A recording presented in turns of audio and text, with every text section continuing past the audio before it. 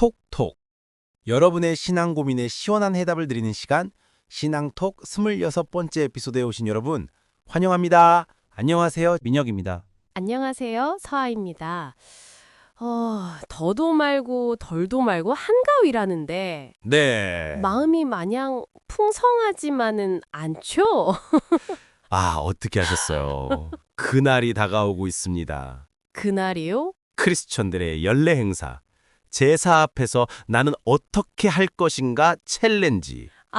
정말 챌린지라는 말이 딱 맞네요. 그렇죠.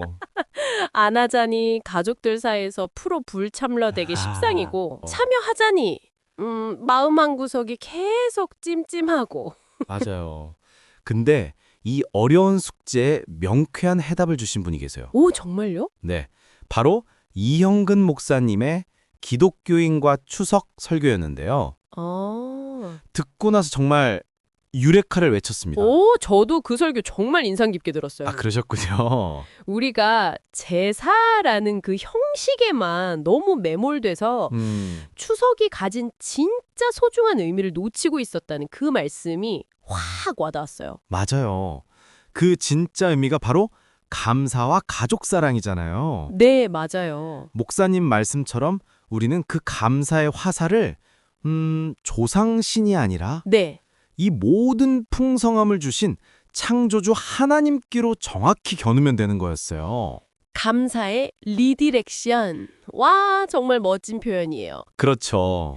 이 맛있는 송편과 핵과일을 주신 분은 바로 하나님이십니다 하고 마음으로 고백하는 거죠. 근데 서아님, 저희 부모님은 그렇게 생각하지 않으실걸요? 당장 조상도 모르는 불효자 소리가 들리는 것 같은데요.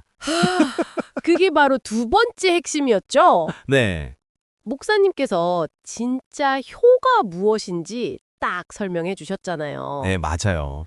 제사상에 절하는 것만이 효가 아니라 부모님 살아계실 때 사랑으로 섬기고 더 나아가서 이웃에게까지 그 사랑을 확장하는 것. 그게 바로 성경적인 효라고요. 맞아요.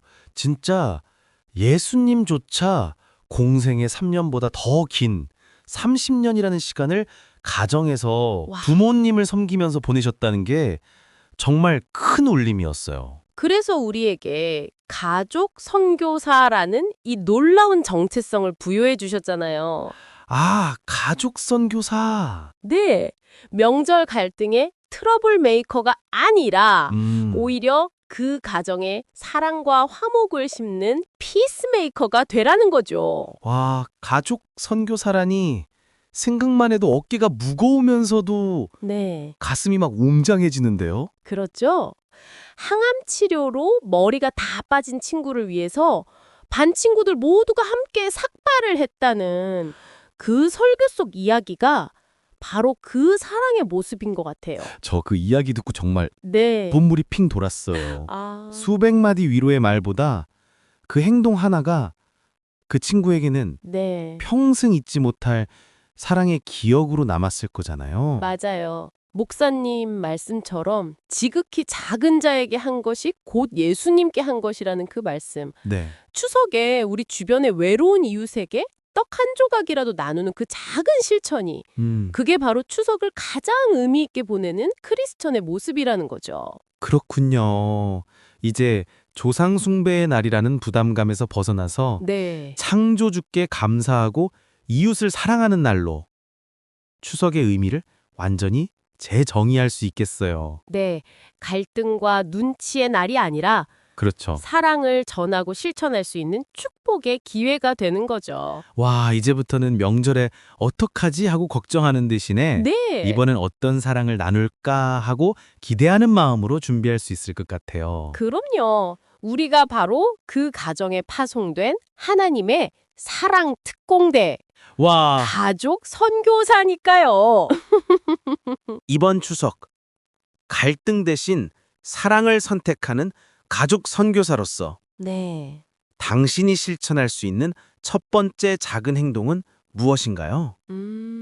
당신의 사랑에 필요한 지극히 작은 자는 누구인가요? 네. 여러분의 삶에서 사랑을 실천할 작은 대상을 떠올려 보시라는 질문을 드리면서 저희는 여기서 이만 인사드리겠습니다. 오늘 함께 해주셔서 정말 감사하고요. 다음 주에도 여러분의 신앙생활을 더욱 풍성하게 할 재미있는 주제로 찾아뵙겠습니다. 모두 행복하고 사랑이 넘치는 한가위 보내세요. 안녕히 계세요.